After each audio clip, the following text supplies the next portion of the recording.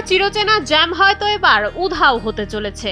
সরকার এবার নিতে যাচ্ছে এক যুগান্তকারী পদক্ষেপ, যার নাম zero signal traffic management model. পরিকল্পনা অনুযায়ী এই মডেলে সিগন্যালে গাড়িকে আর থামতে হবে না। এর আওতায় আনা হচ্ছে ঢাকার উত্তর দক্ষিণের 5টি এবং পূর্ব পশ্চিমের 3টি প্রধান সড়ক মিলিয়ে মোট 105 কিলোমিটার রাস্তা। গাড়ি না থামিয়েও কিভাবে চলাচল নিরবচ্ছিন্ন রাখা সম্ভব? এর উত্তর লুকিয়ে আছে পরিকল্পনার কারিগরি কৌশলে। যান চলাচল নিরাপদ করতে শহরের গুরুত্বপূর্ণ 37টি মোড়ে নির্মাণ করা হবে আধুনিক সব অবকাঠামো। এর মধ্যে থাকছে নতুন ওভারপাস, আন্ডারপাস, ইউলুপ এবং ইন্টারচেঞ্জ, যা ট্রাফিক জ্যামের মূল কারণগুলো দূর করতে সাহায্য করবে।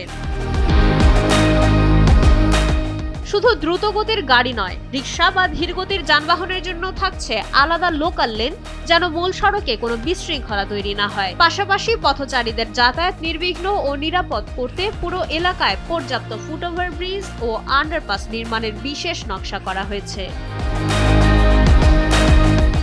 ইতোমধ্যে প্রকল্পটি বাস্তবায়নে স্বরাষ্ট্র মন্ত্রণালয় সম্ভাব্যতা যাচাইয়ের নির্দেশ দিয়েছে এবং কারিগরি দিক পর্যালোচনার জন্য গঠন করা হয়েছে একটি বিশেষ উপকমিটি। প্রকল্পের ফোকাল পার্সন হিসেবে দায়িত্ব পালন করছেন স্বরাষ্ট্র মন্ত্রণালয়ের যুগ্ম সচিব আব্দুল্লাহ হাক্কানি।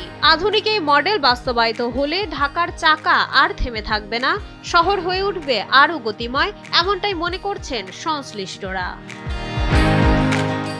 মাইশা মালিহা, সময়ের আলো।